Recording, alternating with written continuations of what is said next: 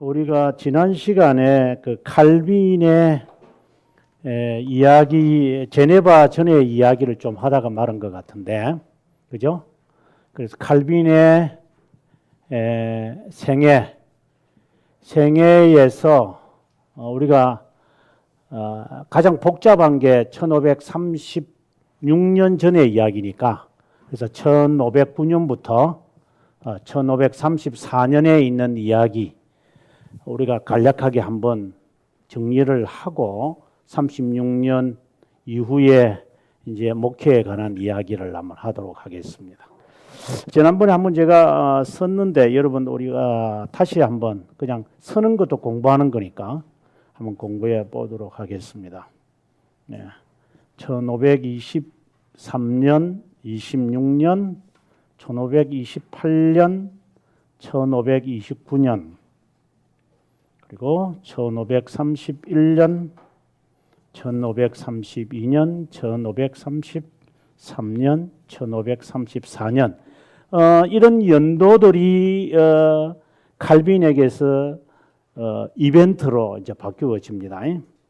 여기에서 우리가 볼 때 마르슈, 꼴루즈드 마르슈라고 해서 지금 같으면은 중고등부, 그때는 지금처럼 뭐 중등부, 고등학교 있는 게 아니기 때문에 그래 중고등부 그 시절에 파리 대학교에 포함되어 있는 거죠. 그 다음에 공부하고 난 다음에 간 게 몽테규,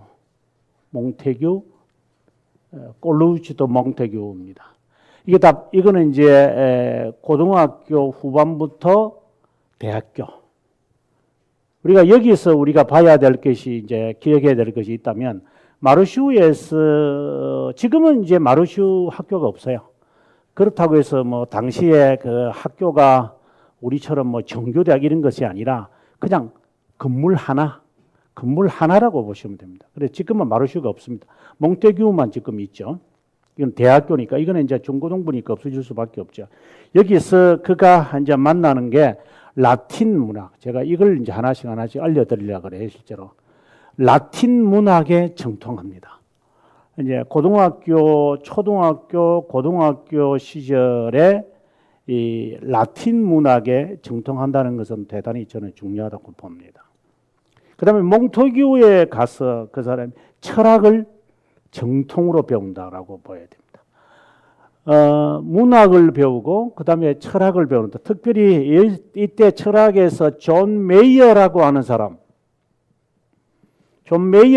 사람을 만나는데 이 사람이 나중에 존 낙스의 스승도 됩니다. 이 사람은 스코틀랜드 사람인데 존 메이어라는 사람은 당시에 철학자 하면 존 메이어 이렇게 할 정도로. 그래서 당시에 파리 대학교 안에 스코틀랜드 철학자를 초청하죠. 뭐 스코틀랜드 철학자를 왜 초청하느냐? 프랑스에는 뭐 유명한 철학자가 없느냐? 아니에요. 그렇게 생각하면 안 돼요. 중세 시대 때 여러분 그 스콜라주의를 무너뜨렸던 두 사람 기억나시죠? 한 사람은 스코투스고 한 사람은 오캄의 윌리엄인데 이 사람들이 다 영국 사람들입니다. 스코투스는 특별히 스코틀랜드 사람입니다. 그래서 이 스코틀랜드의 철학자 존 메이어는 당시에 존 스코투스 이후에 최고의 유럽 전체에서 최고의 철학가였죠. 그 사람이 이제 몽테규 그러니까 지금은 이제 소르본 대학교인데 소르본 대학교에서 철학을 가르쳤는데 거기서 칼빈이 철학을 배워요. 왜 이게 중요하냐면 칼빈의 우리가 이제 기독교 강요를 공부하다 보면서 느끼는 게 이 철학적인 이 바탕과 문학적인 이 바탕이 철저하게 있기 때문에 이 사람들이 칼빈을 따라잡지를 못하는 거예요. 우리 그걸 알 수 있죠. 많은 개혁자들이 있지만 도저히 따라잡을 수가 없다. 그 다음에 이제 어디로 가느냐면은 오를레앙으로 갑니다. 오를레앙으로 가서 여기서 그는 이제 법학을 배웁니다. 처음부터 법학을 배운 게 아니라 오를레앙은 지금도 그렇습니다만은 오를레앙 대학교가 법학으로서는 프랑스에서 최고의 대학교입니다. 그래서 지금도 오르레앙에 가면은 칼빈의 거리가 있고 칼빈의 집이 있어요. 내가 볼 때는 칼빈이 살았는가 모르는 것 같아. 하도 뭐 이게 다 바뀌었는데 500년 지났는데 뭐 있었겠어요. 아무튼 오르레앙에 가면 칼빈의 거리가 있고, 몽뚱이나 마르슈는 이제 파리기 때문에 없습니다만, 그 다음에 이제 1529년에 이 사람이 이제 부르주로 가게 되어집니다. 부르주. 부르주로 가게 되어지는 이유가 있죠. 왜 그런가 하면은, 여기에 강의할 때 알디아치라고 하는 당시에 알디아치라고 하는 최고의 그 법학자가 부르주 대학교로 가버립니다. 그러니까 공부에 관심이 많았던 칼빈이 알디아치를 따라서 부르주 대학교로 가버려요. 그래서 오르레앙 대학교에서는 한 1년 정도만 있었고 바로 교수가 옮기자 바로 따라가는. 그래서 여기서 이제 그가 법학 박사 학위를 받게 되죠. 여기서 이제 철학 박사라는 이야기를 하면 그냥 지금 같으면 철학 박사는 아니고 이제 법학 박사 학위를 이제 여기서 받게 됩니다. 그 다음에 이제 31년에 이게 이제 칼빈의 생애에서 큰 변화가 있는 사건이죠. 이게 이제 자신의 아버님이 세상을 떠납니다. 아버님이 세상을 떠나는 이 사실은 칼빈에게서 굉장히 충격적이었죠. 왜냐하면 칼빈은 굉장히 아버지의 말에 굉장히 순종을 잘하는 사람이었는데 왜 그가 법학 박사학위를 받고 난 다음에 부친이 돌아가는 것이 인생의 변화가 되느냐 하면 부친이 돌아갈 때 그냥 돌아가는 게 아니라 이제 당시에 아버지가 공정인이었으니까 지금 같은 법무사였으니까 그래서 이러한 아버지와 로만 카톨릭 그 사람들과 이 사이가 안 좋은 거예요. 이제 거기에서 칼빈은 로만 카톨릭에 대한 조금 반감을 이제 갖게 되어가지고 그래서 아버지가 화병으로 죽어요. 이제 그러다 보니까 로만 카톨릭에 대한 이제 좀 반감, 특별히 그 오르레앙 부르주라고 하는데 여러분 부르주를 가보면 칼빈이 그 설교했다고 하는 돌멩이가 있어요. 근데 참 말도 안 되는 이야기지만 한국 목사님들 거기 올라가서 이제 설교도 하고 막 그럽니다. 아무튼 돌멩이 하나 갖다 놨으니까 사람 올라가는가 봐. 근데 부르주를 가보면 이 부르주의 위그노들의 그 모임들이 있어요. 거기에 칼빈이 자주 갔어요. 오르레앙에서도 보면 오르레앙에서도 칼빈이 종교 개혁을 접하게 되는 이유 가운데 하나가 법학을 하다 보니까 이 오르레앙의 루터파 학생들이 법학을 알디아치에게 법학을 배우려고 오르레앙으로 많이 왔어요.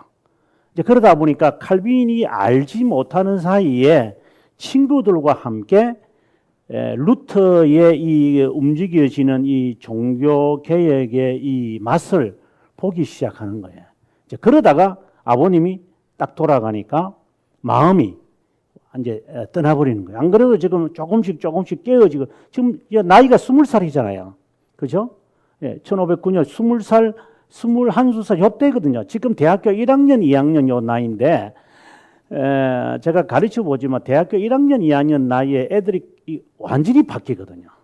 애들은 확 바꿔 부를 수 있어요. 그런데 이 아주 예민한 이 시기에 칼빈의 인생은 이제 바뀌게 되어진다 이렇게 봅니다. 그다음에 32년에 이제 가게 되어지면 이제 책을 쓰는데 최초의 책이라 그러죠. 관용에 대하여라고 하는 책을 씁니다. 이제 이렇게 이 책을 쓸 수밖에 없죠. 왜 그런가 하면 이제 반감을 가졌기 때문에 관용에 대하여라고 하는 이 책을 썼다기보다는 주석이라고 봅니다. 주석. 관용이라는 이 관점, 철학가 키케로가 쓴 관용이라고 하는 책에 대한 주석을 이제 쓰면서 비판도 하고 그것에 대한 주석을 쓰니 많은 사람들이 이 책을 읽고 충동을 받죠.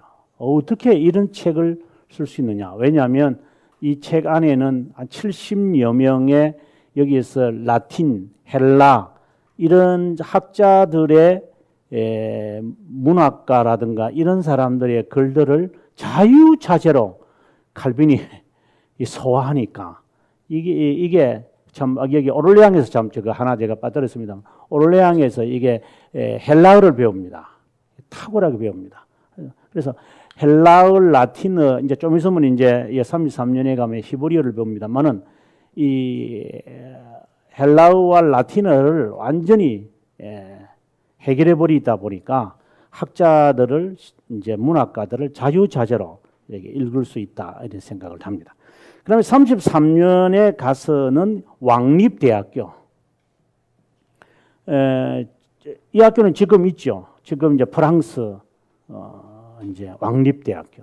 유럽은 이제 왕립대학교라는 거 있죠. 우리나라 같으면 국립보다는 더한 완전히 100% 장학금을 다 주어서 왕립대학교 교수는 유럽에서는 최고의 교수죠. 그래서 그 최고의 교수 밑에서 이제 칼빈이 이제 배우는데 이때 이분이 히브리어를 배웁니다. 그래서 우리가 칼빈이 자유자재로 책을 쓸 수 있었던 게 이 언어와 철학과 문학이 아주 제가 볼 때는 자연스러웠다 하는 생각. 그 다음에 이제 이때에 또 하나의 사건이 생기는데 우리가 잘 아다시피 자기의 친구 니콜라 콥의 연설문을 쓰면서 이제 이때 이제 쓴 내용을 제가 이제 읽어보았는데 아마 내 책에 여기에 가책자에 아마 좀 내용이 있을 거예요. 거기 보면 이분이 로마스의 이신칭인을 이야기해요. 그래서 이때 그러니까 이미 마음은 칼빈이 종교개혁 쪽으로 기울어진 거죠. 성격상으로 칼빈이 뭐 버리고 안 버리고 이런 것이 아니니까. 그래서 칼빈이 굉장히 조용하다 보니까 그런 과격한 행동은 하지는 않지만 칼빈에게는 이미 이제 이 글 속에서 나타나는 그때부터 칼빈은 이제 아다시피 추방 생활을 하게 됩니다. 그리고 34년에 이제 가서 두 번째 책을 썼는데 영혼의 불멸설이라고 하는 불멸성이라고 하는 아주 중요한 그 책을 이게 이제 최초의 신학 책이죠. 이거는 최초의 신학 책이고 그다음에 관용에 대하여는 그의 처녀 작품이고 이 시기에 제가 연구했던 세리베투스를 이제 만나게 됩니다. 그래 세리베투스가 칼빈에게 편지를 쓰는데 아직까지 칼빈이 뭐 그렇게 유명한 사람은 아니거든요. 그런데 이 세리베투스가 볼 때에 신진학자로서 저 사람에게 내 글을 보내가지고 한 비판을 받고 싶다. 이 정도의 사람이었고 세리베투스가 칼빈을 만나고 싶어요. 본인도 이단이지만. 그래서 칼빈이 저 남쪽까지 이제 나발까지 이제 갔다가 이 친구를 만나려고 파리까지 등장해요. 근데 세리베투스는 안 나타났죠. 그래서 파리에 온 김에 이제 집으로 갑니다. 몰래 집으로 가서 동생 그리고 여동생들을 데리고 이제 스트라스부르로 그때는 이제 자유의 도시였으니까 가자 하고 이제 가는 가운데서 우리가 아다시피 이게 전쟁이 이제 일어나는 바람에 파리에서 바로 스트라스부르크로 가지 못하고 남쪽으로 이제 내려갔다 리옹을 거쳐서 이제 제네바를 가려고 이제 하는 중에 있었죠. 근데 그 시기에 이제 칼빈에게서 또 변화가 일어나는데 36년에 이제 이거는 이제 우리가 아주 복잡한 거였고 36년에 이제 우리가 아다시피 그 삐라 사건이 일어나는 거죠. 우리가 뭐라고 합니까? 이게 프랭카드를 뭐라고 하는가? 우리말로 뭐라고 합니까? 예? 현수막이라고 합니다. 현수막. 그 저는 뭐라고 했어? 제 책에서. 예? 벽보, 예. 대자보에. 벽보 사건이 일어납니다, 이게. 예, 벽보 사건이 이제 일어나는데 자기가 이제 피신에 다니면서 자기를 도와주었던 사람들이 종교개혁과 관련이 되어가지고 이제 화형을 당해 죽는 것이 그에게 소식으로 들리게 되죠. 그때는 이미 칼빈이 어디에 있었냐면 바젤에 있었어요. 그 에라스무스가 당시에 그 바젤에 있었거든요. 그래서 칼빈이 쓴 이 관용에 대하여라고 하는 책을 이제 칼빈에게서 받아가지고 읽어요. 이게 이 에라스무스가.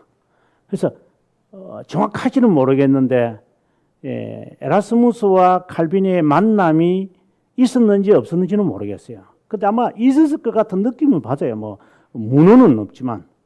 그래서 칼빈을 보고 굉장히 놀라워하죠. 또 하나는 33년부터 이제 이 도망 다니면서 누구를 만나느냐면 지난 학기에 제가 말씀을 드렸는데 이 프랑스 종교개혁의 선구자였던 르페벌, 그때 당시에 나이가 굉장히 많죠, 이 사람은. 데타폴 르페벌을 만나요. 그래서 이제 그 사람이 이제 피신의 가운데에서 남쪽에 있었는데 그때 칼빈을 이 사람이 나이 많은 사람이죠. 노학자. 예. 지난 주일날 차인배 교수님이 돌아가셨어요. 차인배 교수님 모르시는 분들도 많겠지만, 네.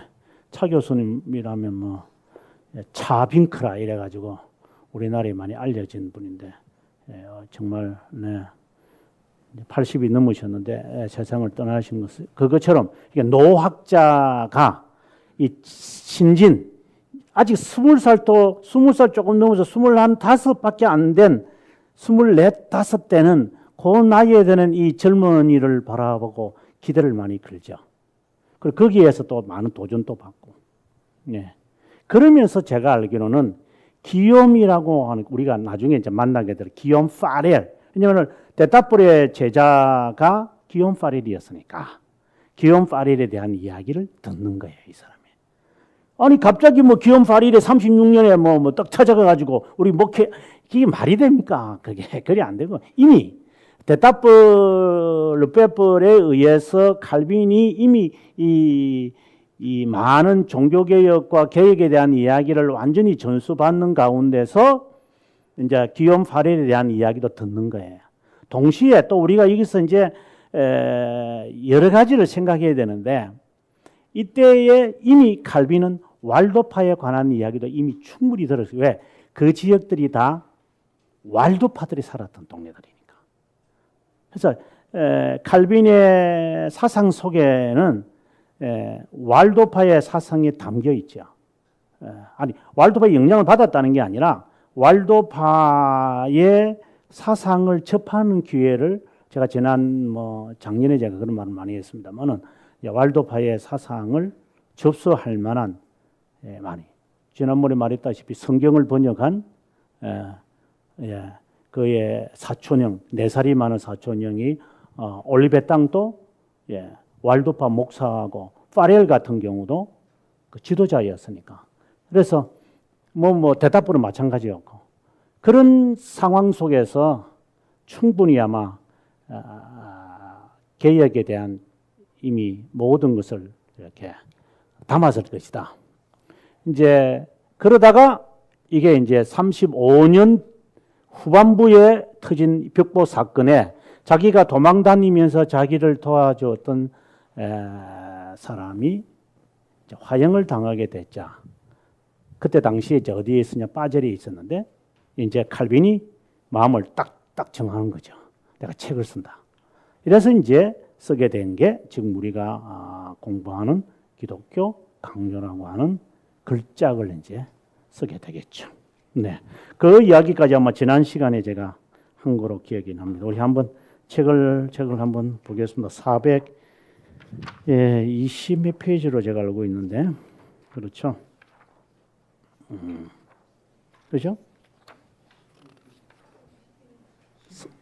412페이지에 412페이지까지 했습니까? 기독교 강요 요약을 해야 되느냐 말아야 되느냐 생각을 했다가 기독교 강요에 관한 것은 간략하기만 하겠습니다. 412페이지 보면은 1판이 36년에 이제 만들어지고 그다음에 이제 2판이 이제 만들어지게 되어지는데 그는 39년에 이제 스트라스부르크에 가서 피신에 목회를 하면서 또 다시 그가 서게 됩니다. 여기 보시면 417페이지 보면 그 이야기를 제가 하고 있습니다. 36년 그리고 두 번째 1539년 그다음에 세 번째가 45년 제네바로 돌아와서 이제 서는 거죠. 그다음에 넘어가서 418년 59년에 최종판을 쓴다. 근데 그 서문에 있는 내용들을 보면 조금씩 달라요. 처음에는 이제 핍박을 받는 사람들을 위한 글이었다고 한다면 39년에 글을 보게 되어지면은 조금 다른 내용이 나오고 3판에 가게 되어지면은 더 달리 나타나요. 진리에 대한 깊이를 이제 이야기하고 마지막 4판에 가서는 더 깊은 그런가 하면 제가 늘 하는 말이 있지만 1판은 6장이었고 이제 4판에 이르면은 80장이 되기 때문에 이걸 어떻게 이해가 안 되죠. 이 부패라고 하는 거는. 그래서 이 6장에서 80장이 늘어난다는 거는 저기 뒤에 서고에 보면 제가 초창기에 교회사 가르쳤을 때 책은 요거 반 정도 되거든요. 근데 이제 시간이 지나니까 한 10년 지나니까 책이 이렇게 되더라고요. 저는 이렇게 만들려고 안 했죠. 10년 지나니까 이래 됐던데요. 저 같은 사람도 뭐 그래 되는데 이 6장이 80장이 되어지니까 이 처음에는 조금 무엇인가 변정이 좀 더 강하다면 80장에서는 목회 쪽이 좀 더 훨씬 강해진 거죠. 그래서 교회론이 굉장히 많아지고 이때는 교회론이 거의 없어요. 그때 아직까지 목회를 안 했기 때문에 목회의 맛을 제가 개혁신앙이다라는 책을 쓰는 것도 교회라고 하는 부분을 제가 160페이지를 썼어요. 16장에 있지만 교회를 다루다 보니까 이게 내용이 많아질 수밖에 없어요. 교회는. 저 같은 인간도 그래야 되는데 칼빈 같은 경우 더욱더 그렇겠죠. 그래서 이 6장에서 80장까지 가버렸을 때 이때는 좀 더 목회가 좀 더 강하고 여기는 좀 더 변정 쪽이 조금 더 강했던 그런 차이를 나타낼 수 있습니다. 그럼 처음에 이제 쓰게 된 이유를 412페이지에 이렇게 밝히고 있죠. 첫째, 순교하는 자들에 대한 보고들이 거짓이고 중상모략이다. 그걸 변증하고 싶었으니까. 그래서 그 다음 페이지 413페이지 가보면 5째 줄에 진리들을 요약하는 작은 책자였다. 처음에 이제 그랬단 말이죠. 이 소책자를 출판할 때 나에게는 극악 무도하게 불신적이며 아첨만 하는 자들에 의해 사악하고 비열하게 취급받는 사람들이 소유했던 믿음이 무엇임을 사람들에게 알리기 위해서 그것보다 더 큰 목적은 없었다. 이렇게 이야기를 하고 있습니다. 그건 사실인 것 같아요. 그래서 초판을 좀 보다 보면 좀 죄송하지만 여러분 읽을 이유도 없겠지만 그 내용을 잘 모르겠어요. 재미가 없어요. 어떤 분들은 초판을 보고 막 좋아가지고 이러는데 저는 모르겠어요. 그 음식 먹을 때 애프타이트처럼 그런 맛이지. 진짜 본게임으로 들어가야 되는데 아무튼 그런 것 같아요. 그 다음에 구성에 관한 내용은 제가 이제 강의를 하는 거니까 뭐 이것은 그냥 교회사 책으로서 제가 이야기를 하고 있습니다. 그냥 이렇게 훑어보고 지나갔으면 좋겠습니다. 그러나 416페이지 보았을 때 바젤에서 이제 처음 만들어질 때 한번 보실랍니까? 6장으로 구성되어졌는데 보시면 율법, 신조, 주기도문, 성례, 거짓 성례, 기독교인의 자유 그거예요 그냥. 그죠? 여기에 무슨 깊은 뭐 삼일체가 들어간다거나 예정이 들어간다거나 뭐 그런 게 없어요. 여기는 그냥. 우리가 아까 말씀드린 대로 교회 없어요. 조금만 다르죠. 조금만. 그다음에 이제 39년에 이제 들어가면 17장으로 이제 바뀌어지는데 거기에 되면은 이제 프랑스어로 이분이 이제 바꾸면서 이야기하는 거고 그다음에 3번에 가보면 43년에 21장으로 이제 확대되면서 이제 라틴어로 만들었다가 프랑스어로 번역했다. 그다음에 이제 넘어가서 418페이지로 왜냐면은 우리가 기독교 강요를 배우니까 제가 또 이렇게 자세하게 말을 안 해도 안 되겠나 하는 생각인데 이거는 하나 말씀드려야 될 것 같아요. 기독교 강요의 가장 키워드들은 사도 신경에서 찾아야 한다. 이 말은 꼭 기억했으면 좋겠어요. 사도 신경. 그 순서를 따른다. 먼저는 하나님, 그 다음에 성자, 성령, 그 다음에 교회. 교회에 관한 내용이다. 그러나 여기서 조심해야 되는 것은 성부 하나님이라고 생각해서는 안 된다. 그 말을 제가 강조하고 싶죠. 성부 하나님을 말하고자 하는 것이 아니라 하나님, 아버지 대신 하나님을 말하고자 하는 거지 성부 하나님을 말하고자 하는 것이 아니다. 이거는 좀 잘 모를 때는 사람들이 성부 하나님을 안 해. 그게 아니죠. 성부 하나님을 말하는 게 아니라 아버지 대신 하나님을 말하고자 한다. 그 다음에 이제 제네바 목회로 이제 들어갑시다. 이제 36년에 이제 자기 동생들을 데리고 그 전에 35년에 바젤로 이제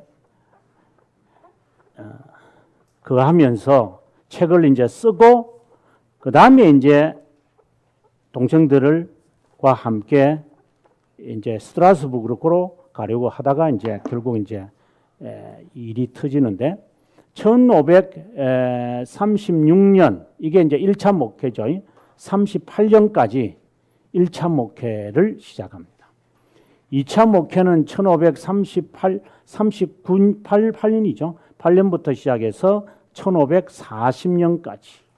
그 다음에 이거는 스트라스부르크고 이거는 제네바고 그 다음에 세 번째가 1541년부터 그분이 세상을 떠나는 64년까지 다시 제네바. 그래서 이 상황은 아주 간단해요.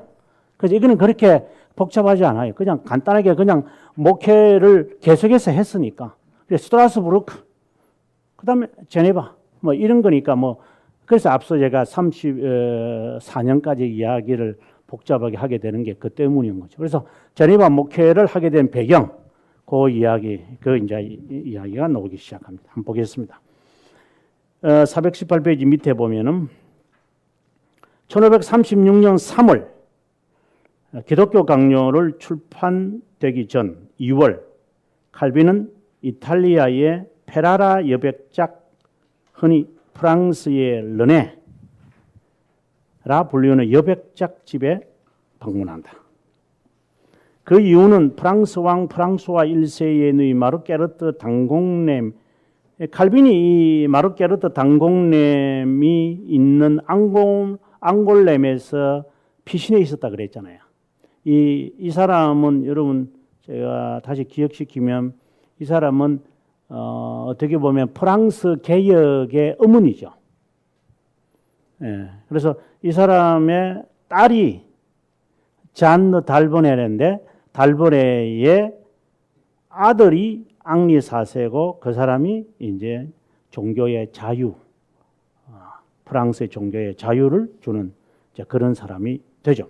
또 하나 기억해야 되는 거는 이게 앙공렘, 여기 마르게르트 당공렘은 굉장히 중요한 여성입니다. 앞에서 제가 설명 잘 했기 때문에 이 사람이 또 우리가 기억해야 되는 게 이 사람의 여종으로 쉽게 말해서 궁녀로 있었던 여성이 누구였느냐면 앤 볼린이었고 앤 볼린이 이 사람에게서 영향을 받았기 때문에 나중에 헨리 8세의 아내로 있을 때 종교개혁자들을 이렇게 포용할 수 있었던 것도 이 마르게르트의 당공렘의 영향이었던 거죠. 그래서 참 역사가 굉장히 얽힘이 있는 것 같아요. 그래서 당공렘이라고 하는 이 여성은 정말 중요하다 하는 생각을 합니다. 그래서 프랑스와 영국에 영향을 다 끼친. 나중에 이제 그 엠볼렌의 딸이었던 엘리자베스 1세가 마르게르트의 당공렘의 책을 번역해요. 그만큼 자기 어머니를 잘 보살펴줬고, 그리고 그가 쓴 그 시집을 번역할 정도로, 왜냐면은 이 엠볼렌이 프랑스 말을 잘하니까 엘리자베스도 굉장히 프랑스 말을 잘해요. 왜 어머니에게서 그대로 이렇게 그 전수받았다 보니까 그래서 프랑스 말로 번역돼 있는 시를 이제 영어로 번역을 할 정도로 굉장히 존경하는 이 마르게르트예요. 자, 그 이 사람의 사촌이었던 여기 페라라의 여백작, 이 사람의 집에 이제 머물게 되어졌다. 또 그녀가 칼빈을 맞이한 것은 르페브로 앞서 말한 데타폴이죠. 데타폴의 제자였기 때문에 칼빈이 내락에 있을 때, 여기 내락은 그의 당공렘이 그러니까 당공렘이죠. 당공렘이 있는 그 성 이름이 내락이에요. 그래서 제가 이 내락을 꼭 가고 싶어요. 지금도 그 칼빈의 흔적이 있는데 이거는 이제 뭐 같이 가는 게 아니고 그냥 저 혼자 이 내락 성을 한번 꼭 가보고 싶다. 지금 그 내락에 가보면 칼빈의 동굴이 있다고 그래요. 제가 그 칼빈이 그 젊은 시절에 피신 다니면서 소문에 의하면 거기에 가서 기도도 하고 거기서 책을 읽고 외로울 때 살았다는 그런 동굴도 있다. 뭐 이런 이야기를 제가 듣고 여기에서 많은 개혁자들을 많이 만났어요. 이쪽에. 그래서 내락에 있을 때 이제 추천을 받았기 때문에 칼빈이 여기에 오게 된. 그 집에서 이제 기독교 강요를 쓰게 된다. 이렇게 우리가 보는 거죠. 바젤을 떠나 이탈리아의 페라라로 떠났던 것이다. 그곳에서 수많은 프랑스 개혁자들은 벽보들의 사건으로 인해 그녀의 궁궐에서 보호를 받고 있었다. 이곳에서 칼빈은 제네바에서 함께 사역하게 될 바로 마로를 또한 만나게 된다. 그는 시편을 프랑스어로 번역한 사람이다. 그녀의 집에서 비서로 몇 주간 동안 지낸 후 바젤로 돌아왔다. 그래서 이탈리아로 갔다가 잠깐 이제 돌아왔다는 것이죠. 기독교 강요가 3월에 출판되자 4월 잠깐의 종교 탄압에 약해진 틈을 타서 파리로 가서 남동생 그리고 안토안 그리고 여동생 마리아 그리고 친구들을 만나고 6월에 이르러 느와용으로 갔다가 그 형 사르리 임종을 맞이했다는 소식을 듣고 또 성정록도 반납하고 그러니까 이게 한참 가서 이제 나중에 성정록을 반납하는 것 같아요. 그리고 난 다음에 이제 동생들과 함께 스트라스부르크로 향했다 이렇게 봅니다. 35년 7월 프랑스와 1세가 내린 고희 칙령 때문에 신성로마 제국과 전쟁이 있게 되어졌다. 그 이야기는 이제 생략하겠습니다. 420페이지로 가서. 당시에 그러면은 제네바를 들리게 되는데 제네바는 어떤 도시였느냐 하면 당시에 10,000명이 거했다. 당시에 파리가 몇 명이 살았느냐? 5만 명이 살았어요. 근데 5만 명이 살 정도인데 제네바에 10,000명이 살았다면 엄청나게 큰 도시라고 생각하셔야 됩니다. 네. 근데 거기에 모노폴리를 하고 있었던 자가 누구냐면 넷째 줄에 보시면 사보이 가문이었습니다. 근데 이 사람들을 종교개혁의 분위기가 무르익자 의회에서 이 사람에게서 벗어나고 싶어가지고 종교개혁의 반열에 뛰어듭니다. 그 뛰어들 때에 그 사람들을 충동시킨 사람이 누구냐 하면 기욤 파렐인 거예요. 이 기욤 파렐은 여러분 아다시피 굉장히 좀 드라이버 성격이니까 막 공격적이고 막. 그래서 이 사람들이 이제 사보이 공작의 그 모노폴리를 다 추방시키고 난 다음에 누구를 지도자로 할 것이냐 했을 때 초청한 사람이 바로 사진 바로 옆에 보시면 기욤 파렐을 제네바로 보내어 종교개혁을 정착시키도록 했다고 해서 이제 파렐이 이제 목사로 온 거죠. 근데 목사로만 온 게 아니라 실제로는 지도자죠. 정치 지도자 겸 종교 지도자로 와서 이제 활동을 하는데 이게 역부족인 거예요. 이게 안 되는 거예요, 이제. 뭐 아다시피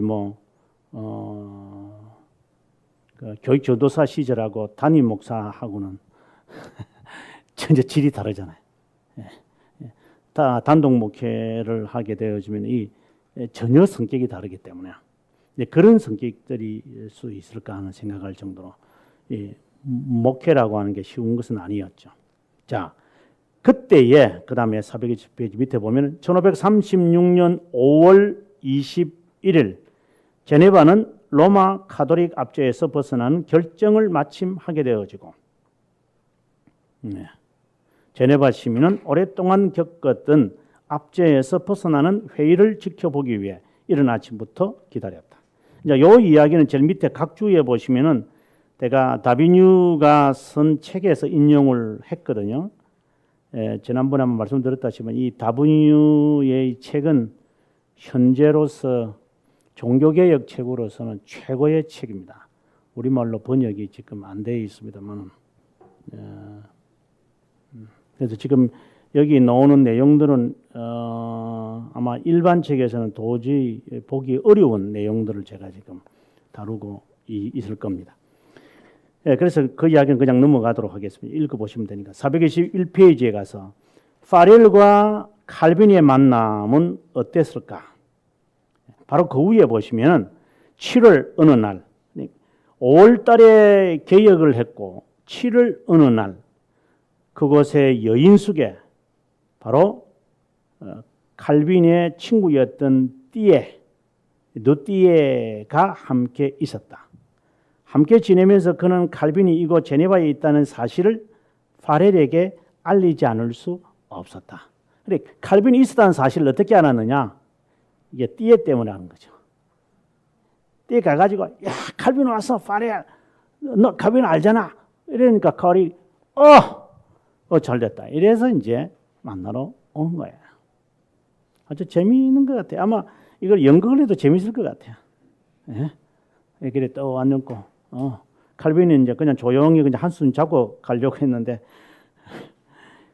심야에 똑똑 두들기고 좀 나이가 한 40 정도 되시는 40이 넘죠. 이제 40 한 7, 8세 되는 어르신네가 딱 와가지고 이제 이야기하는 거죠. 이제 이야기가 이제 그다음 내용이 나옵니다. 420일 아주 자세하게 제가 썼습니다. 이제 이것도 다비뉴 책에서 있는 내용이에요. 고득체로 된 거는 파렐이고 그다음에 이제 바탕체로 된 거는 칼빈이 하는 이야기입니다. 이 중간에 보시면 칼빈은 자신의 계획을 설명하면서 스트라스부르크 부처 카피토에게 가가지고 독일의 여러 박사들과 교제하려 한다고 했다. 그러니까 파렐이 화를 내면서 연구, 자유, 지식 그러니까 칼빈이 저는 심장이 약해서 휴식이 필요합니다. 그러니까 파렐이 휴식 이 감이 여러분 오실 거예요, 그죠? 죽음만이 우리에게는 휴식이야, 막 이러니까 죽기 전에는 휴식 없어. 이래 보니까 또 소심하고 무기력한 제가 어떻게 노도와 같은 일을 처리할 수 있겠습니까 하니까 화를 확 내면서 이제 그리스도의 종들은 전장에서 싸우기 위해 신중해야 돼. 정말 부탁하네. 이러면서 이제 나이 드실 생각을 해보세요. 20살 많은 이 사람이 파란 그 26살밖에 안 되는 젊은이한테 야, 좀 나를 좀 도와줘. 이 자존심도 좀 포기하고 이러는데 안 해요. 이렇게 새침하게 안 하니까 얼마나 화가 났겠어요. 그리고 이제 떠나고 난 다음에 이제 칼빈이 나중에 일기에서 이런 말을 하죠. 칼빈의 이게 시편 그 주석에서 이제 밝힌 내용인데 여기 일어났습니다. 파렐은 복음을 정진시키려는 아주 특별한 열정으로 불타고 있었다. 그는 나를 제네바에 붙들어 두기 위해 모든 노력을 다했다. 그는 내가 개인 연구에 헌신하겠다는 굳은 마음을 알게 되었다. 실제로 나는 다른 추구들로부터 자유하고 싶었다. 아무리 나에게 간절한 부탁들을 하더라도 내가 흔들리지 않을 것임을 깨달은 후 그는 하나님께서 나의 은거에 또 내가 추구하는 평온한 연구들의 저주를 내릴 것이라고 저주를 퍼부었다. 그 이유는 정말 필요한데도 나의 자신의 이기적 생각에만 몰두해 있고 물러서지 않으며 도움을 거절했기 때문이라는 것이다. 이런 저주를 듣고 나는 너무나도 두려워서 계획했던 여행을 단념할 수밖에 없었다. 이런 거 보면 칼빈이 참 착한 것 같아요. 그러니까 그렇잖아요. 저주를 입어라. 이래버리니까 그날 밤에 잠자다가 감동받고 제가 할게요. 이런 것 같아요. 아주 재미있는 것 같아요. 그때 당시에 칼빈은 27, 파렐의 나이는 47. 그 이후에 26년 동안. 그래서 지금도 가보시면 이제 나중에 38년에 이제 파렐이 추방을 같이 당하잖아요. 이분이 이제 뉴샤텔로 가요. 뉴샤텔. 제네바가 여기에 있다면 이제 호수가 이 일에 있잖아요. 호수가 이 일에 있거든요. 그러니까 제네바 가보시면 알지만 이게 제네바 호수잖아요. 굉장히 큽니다. 이거 아마 이 제네바인데 여기에서 뉴샤텔은 어디 있냐면은 요 끄트머리가 있어요. 끄트머리 있고 스트라스부르크는 이 북쪽에 있거든요. 그래 칼빈은 이 북쪽으로 바로 올라가 버렸고 이제 뉴샤텔인데 뉴샤텔도 이제 그 제네바나 쭈리히처럼 이제 호반의 도시인데 그 교회가 이 언덕에 있어요. 호반 바로 그 언덕에 있어요. 가보면 이 뉴샤텔 그 교회 그 정문 앞에 이 사람의 동상이 그냥 동상이 이렇게 있는 게 아니고 막 손을 이렇게 쳐들고 막 이런 덤벼드는 이런 모습으로 있는 걸 보고 그날 제가 지난번에 말씀드렸지만 그날 주일날 도착을 해가지고 그 예배를 봤어야만 되는데 지금 생각하면 내가 좀 내가 일정이 너무 바빠서 내가 예배를 못 봤는데 예배를 봤었어야 되는데 하면서 내가 이제 이렇게 이래서 여행을 다니다가 주일날로 왔다 하니까 그래 하면서 그래 이제 예배 시간이 이제 한 10분 남으니까 대화가 안 된 거야. 그래서 예배 마치고 식사하면서 이야기하자 이러는데 이거 예배 마치고 식사하고 나면은 이게 제네바까지 못 갈 것 같아가지고 그냥 왔거든요. 다음에는 꼭 들려야 되는데 지금 좀 머리가 안 돌아왔던 것 같아. 지금 생각하니까 아까웠던 것 같아. 그래서 예배 좀 보고 개혁교인데 예배 보고 그들과 좀 대화하고 다음에는 아마 그렇게 해야 되겠다. 지금 그래 뉴샤텔인데 아무튼 여기서 평생 이제 살다가 세상을 떠나죠. 칼빈이 이제 내가 이제 죽을 것 같다고 하고 편지를 보내서 좀 와달라고 했는데 편지가 도착하기 전에 이 파렐은 샤텔에서 말 타고 온 거예요. 이 편지는 편지대로 가고 자기는 자기대로 왔어요. 그래 와가지고 오니까 이미 칼빈은 이제 생명이 다 돼가였죠. 굉장히 슬퍼하죠. 자기보다 훨씬 나이가 어린 이 20살이나 어린 이 사람이 58세 정도 돼서 이제 죽으려니까 마음이 얼마나 안타깝겠어요. 아마 이렇게 했을 것 같아요. 네, 하나님 차라리 저를 죽이시라고. 네, 저를 데리고 가고 이 친구는 살려놔야 되는데 이랬는데 뭐 하나님이 파레를 데리고 가버리신 것 같아요. 파레가 아니고 칼빈을 데리고 가버렸어요. 좀 더 오래 살았으면 좋았다는 생각은 개인적으로 해봅니다. 이제 423페이지 밑에 보면 이제 사역을 어떻게 했는가 한번 보겠습니다. 다 읽을 수는 없고 424페이지 밑에 가 보면 칼빈이 어떻게 자신의 사역을 수행했느냐 보면 강의는 어느 집에서 수행되지 않았고 생피에르 대강당에서 수행됐다. 젊은 칼빈의 강의를 듣기 위해 많은 사람들이 몰려왔다. 내용은 신약 성경이었다. 단순하면서도 확고하게 강의했는데 성경의 모든 면을 기독교 교리와 삶에 정확하게 저는 이게 칼빈의 독특함이죠. 제가 늘 말하지만 칼빈을 연구를 하려면 반드시 두 종류의 책을 읽어야 돼요. 하나는 기독교 강요고 하나는 주석이에요. 이 두 종류를 보지 않고 칼빈을 연구하는 것은 그는 헛다리지 않는 사람 같아요. 그는 칼빈을 제대로 공부한 사람들은 알아요. 그래서 칼빈의 주석은 그야말로 이 교리를 어떻게 주석에 적용시키느냐, 그게 가장 잘 드러나요. 그게 칼빈의 아주 독특한 면이 있어요. 이를 위해 먼저 칼빈은 주제를 묵상한 후 즉흥적으로 전달했다. 사전에 무슨 강의록을 작성한 것도 아니다. 그의 주요한 목적은 예수 그리스도께서 보여준 사랑을 예정하고 필요와 위대함을 청중들에게 알게 하는 거다. 완전히 구소삭적이죠. 그리스도께서 보여준 사랑, 이게 이제 나중에는 자비함으로 제가 이제 해석을 합니다만은 기독교 교리 면에서는 특별히 두 가지를 강조했는데 하나는 슬픈 면과 밝고 희망적인 면이었다. 그리스도 예수님 밖에 있는 삶과 안에 있는 삶을 정확하게, 이게 우리가 이제 개혁 신학의 성경 해석을 구속사적이라고 말하는데 칼빈의 그 설교를 가장 잘 낸 게 이름은 갑자기 헨리 그 사람이 칼빈의 그 설교라고 하는 책을 썼죠. 그렇게 두꺼운 책은 아니에요. 칼빈의 설교라는 그 책에 보게 되면 칼빈이 어떻게 설교를 준비했고 몇 번 설교했고 설교 준비하기 전에 뭘 했느냐라고 하는 그 책이 있어요. 이 책을 봐야 돼요. 아주 얇아요. 한 100페이지밖에 안 되는 아주 작은 책인데 칼빈의 설교에 대해서는 이분이 가장 잘 쓴 책이에요. 내 이름을 헨리 뭔데 기억이 갑자기 안 납니다. 거기에 보면 이 이야기가 나와요. 그 다음에 36년의 10월 달에 칼빈은 파렐과 비레와 파보리와 카톨리와 함께 로잔으로 갔다. 로잔으로 가서 여기 보면 상당히 특이해요.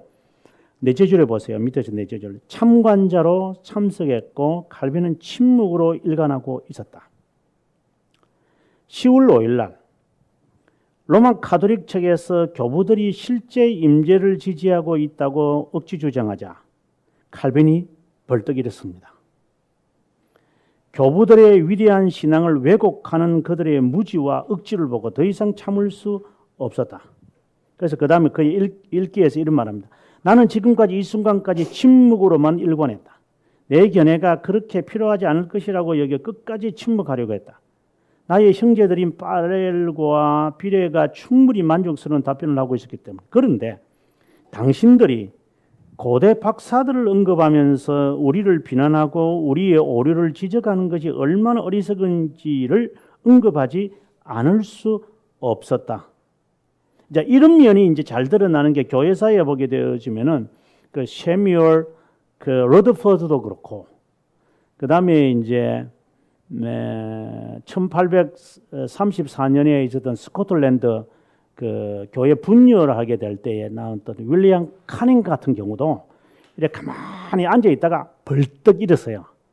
그 다음에 그 웨스트민스터 그 총회할 때 그 교회 정치 논쟁을 하게 될 때에 그 길레스피가 이제 옆에 앉아 있었고, 그 다음에 이제 중간에 그 앉아 있었던 그 노학자가 있었는데, 예, 그 세뮬 러더포드죠. 있었는데, 이 앞에서 이제 그 당시에 최고의 그 신학자라고 하는 그 토마스 구딘 같은 사람이 일어나 가지고 막 장로교의 정치가 아니고 독립 정치를 해야 된다. 뭐 이렇게 막 이야기를 하니까 가만히 앉아 있다가 이거 뭐라고 해야 되나 하고 벌떡 일어나 가지고 사람들이 아무 소리도 못 하게끔 쫙 침묵시켰는데, 그것을 칼빈한테서 배웠나 하는 생각이 듭니다. 제가 읽으면서 느끼는 거예요. 칼빈이 이랬거든요. 이제 가만히 있다가 막 이게 못 참는 거예요. 저는 무지를 폭발하는 사람들의 이야기. 오늘 이제 어떤 것을 내가 하나 봤냐면, 지금 이제 최저임금 때문에 막 이야기하잖아요. 얼마 전에 이거 시행하기 전에 이병수 교수라고 기억 가세요? 카이스트 경제학 교수. 이 사람이 최저임금 그거 반대하는 글을 이제 발표를 그 청문회에 가서 이야기하고 있더라고. 지금 이제 그 사람이 뜨잖아요. 앞으로 지금 일어날 일을 이 사람이 다 말하거든요. 근데 그때 당시에 이제 어느 뭐 정의당에서 뭐 생 난리를 친다고 말이야. 최저임금 올린다고 하니까 이러니까 제가 언제 생 난리를 쳤습니까? 하고 또 어느 또 국회의원이 막 뭐 자세가 뭐 저렇다 이러니까 제가 지금 나이가 몇 살인데 당신한테서 내가 이래라 저래라는 행동 지침을 받겠습니까? 이렇게 말할 정도로 이 공청회 이 AF에서도 말하는 사람이었거든요. 근데 그 사람의 이야기를 오늘 제가 다시 동영상을 들어보니까 지금 일어날 이야기를 이 사람이 다 말하고 있는 거예요. 최저임금이 일어날 문제, 차근차근 해야 된다. 급하게 하면 안 된다. 고용률은 절대 올라가지 않는다. 고용률은 최저로 내려갈 거다. 이런 것을 다 이 사람이 다 말해놨어요. 서서히 해야 된다. 절대로 급하게 언제 뭐 몇 퍼센트 만원 올리고 그렇게 하면 안 된다고. 서서히 하라고. 근데 뭐 이 계속 급하게 하는 것을 그때 당시에 사람들 막 정치하는 사람들은 막 그걸 공격하더라고. 그러니까 이제 그런 것을 바라보게 될 때 이제 마음들이죠. 아마 그 교수 생각에 그렇지 않겠어요? 아마 속이 불탈 거예요, 그 사람도. 예, 이게 알지도 모르는 이 경제를 알지도 못하는 뭐 정치인들이 앉아가지고 막 정치적으로만 이야기하고, 예, 자기가 몸소 이렇게 체험하고 있는 학자가 말하는 그거, 아마 그 기분이 아니었을까, 이는 이제 생각이 드는 거예요. 나이 불과 이제 27살짜리가 벌떡 일어나가지고 이게 어른들이 하는데 이게 버르장머리 없게 이렇게 나오는 것은 이게 보통 이렇게 10불을 안 받았으면 나오겠어요, 이게요. 보통. 자, 이러면서 이제 칼빈의 영혼 임재설이라고 하는 그의 견해가 이제 나타나죠. 아무튼 다음 시간에 이제 426페이지 세 가지 제안 이야기를 하면서 다시 공부하도록 하겠습니다.